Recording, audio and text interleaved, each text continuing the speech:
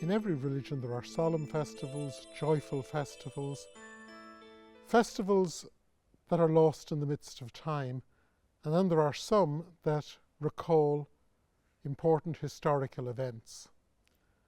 Hanukkah is one of those.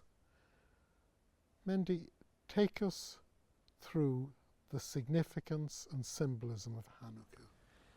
Hanukkah is one of the least religious festivals in the calendar, in that it's not a festival, a biblical festival in itself. It was enacted later, following the story.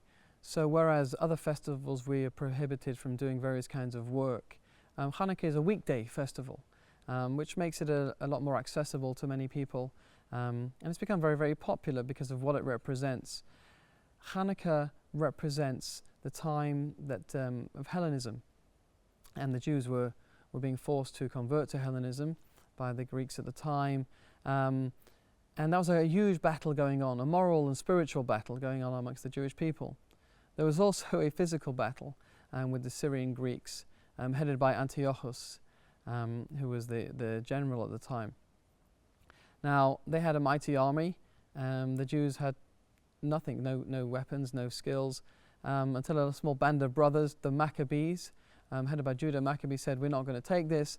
They're trying to wipe out our religion and our people as well.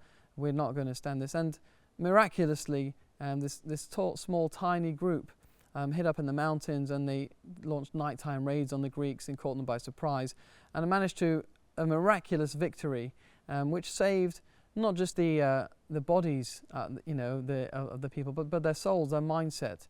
Hellenism was not able to get its way into the Jewish people as much as it had desired. So it celebrates that tremendous, miraculous military victory.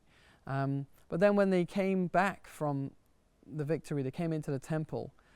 The Greeks had tried to defile the spirituality. They'd destroyed the temple, all the holy artifacts inside it, defiled it.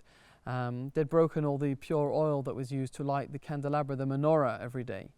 And so they despaired. And they said, well, it was going to take 8 days for them to go and prepare new oil.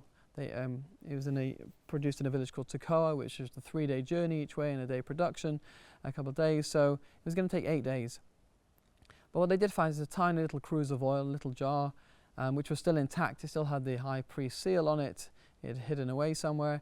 And they found that, but it only had enough for one night. And they said, you know what, let's go and light it. A bird in the hand, yeah. That's right, bird in the hand's worth two in the bush. Let's do this and we'll see what happens. And they had the belief just to go and light it rather than delay the rededication of the temple once they'd finished cleaning it. And miraculously, that oil lasted for 8 days until the new supply came. So we celebrate the military victory and the miracle of light, the miracle that the light lasted. Obviously, it's not just a miracle that light lasted for 8 days, it's what light represents. And Judah's on the message is that you can't really fight darkness with any weapons. You can only fight it by lighting a little candle. And we increase. Every night we add one more flame, adding that little bit more of brightness to the world, and that the lightness, the light of God and of spirituality. So it's a really special festival. So Hanukkah is a recollection of the past. It's going back to the time of the Maccabees, but it's also a celebration of light and the presence of God now. It is indeed. Although many people don't focus so much on the spirituality, people understand the significance of a flame and a candle, and that message is very, very clear.